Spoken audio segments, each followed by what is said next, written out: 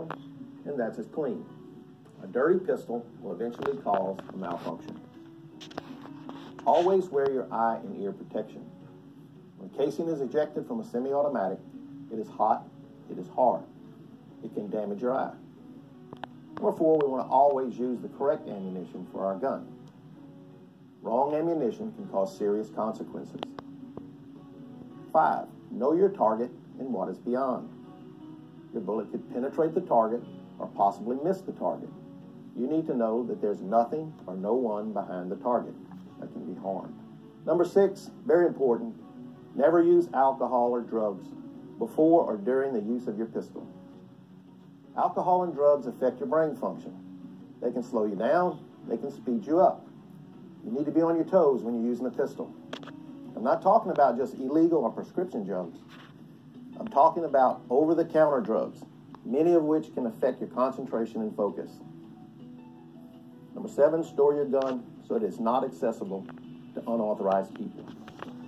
An unauthorized person may be a minor, may be someone that is not trained to safely operate a pistol. It also may be somebody restricted by law from possession or use of a handgun. Finally, we always store our ammunition away from the pistol. Now let's discuss some basic hygiene rules. While shooting or cleaning our handgun, we're exposed to many toxic chemicals, powder residue, lead particles, products of combustion, solvents, and oils. You never want to eat, drink, or smoke while shooting or cleaning your gun. Never place your hands near your face. You don't want to possibly ingest or inhale any of these toxic chemicals. After the shooting or cleaning process, you should always wash your hands and face with soap and cold water. Why do I say cold water? Hot water tends to open the pores of your skin, which may allow for absorption of some of these chemicals. Finally, as soon as possible, you want to change, wash your clothes, and shower. Section 2. Handgun usage and structure. There are several types of handguns: double-action revolver, the semi-automatic pistol, the single-action revolver, the break-action pistol, and the bolt-action pistol. The two that I will focus on today are the most common: the double-action revolver and the semi-automatic pistol. So let's look at the structure of a double-action revolver.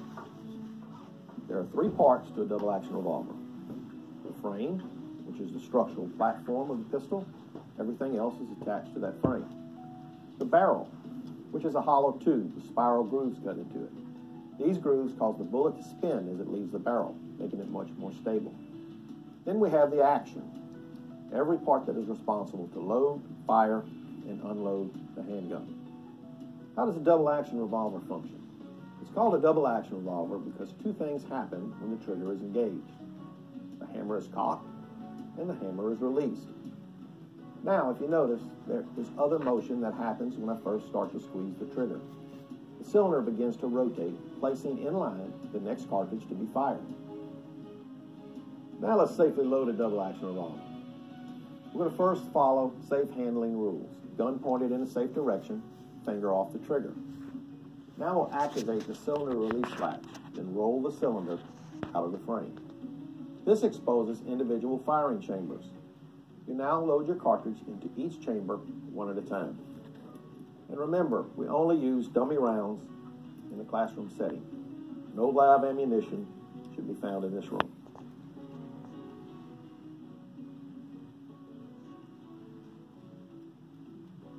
Next, you roll the cylinder back into the revolver, ensuring that it is locked in position.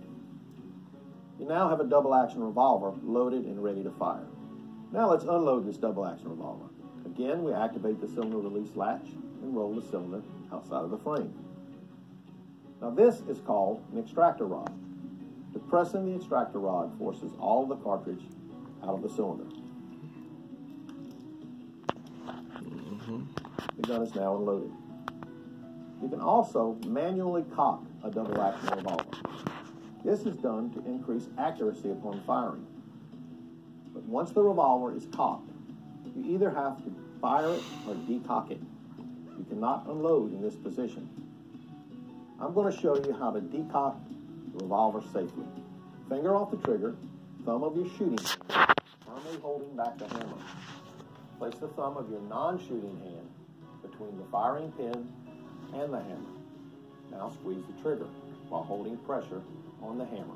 Release the trigger and guide the hammer slowly forward until it rests on the non-shooting thumb. Keep pressure on the hammer while you slowly remove the thumb of your non-shooting hand, continuing to slowly guide the hammer forward to its resting position. It is now decocked and can be unloaded. Let's talk about the semi-automatic pistol. It contains a frame, a barrel, and action. Notice that the barrel is encased within a slide. We'll talk about that slide a little later on. Let's now discuss how to safely load a semi-automatic. If you notice, there is no cylinder to hold our ammunition. Instead of a cylinder, there is a magazine. A magazine is comprised of a hollow tube with a spring and a follower attached to the top of that spring. The magazine simply supplies ammunition to the pistol. Now let's load the magazine. You take the back of the cartridge, press it down on the front of the follower, slide it rearward until it locks in place. We'll take the next cartridge, press it down on the previous cartridge, slide it rearward until it locks in place. You repeat this process until you have your magazine loaded. Now, we need to insert the magazine into the pistol.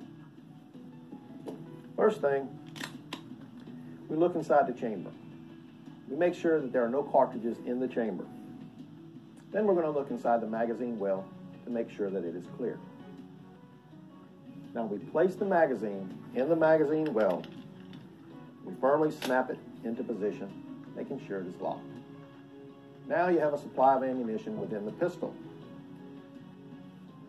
Now, how do we load the chamber? This is where the slide comes into play. Finger off the trigger, firmly grip the slide, sharply pull it to the rear, and release it. The slide, while moving forward, picks up the first cartridge in the magazine and places it in the chamber, ready to be fired. So now I can fire this pistol. If this were a live cartridge, what would have happened? Some of the energy produced by the cartridge would have forced the slide rearward, ejecting the spent casing, resetting the firing mechanism, and on its movement forward, it collects the next cartridge, places it in the chamber to be fired. Now let's go through unloading a semi-automatic. The first thing you do is to press the magazine release button. It's usually found at the rear of the trigger. Remove the magazine.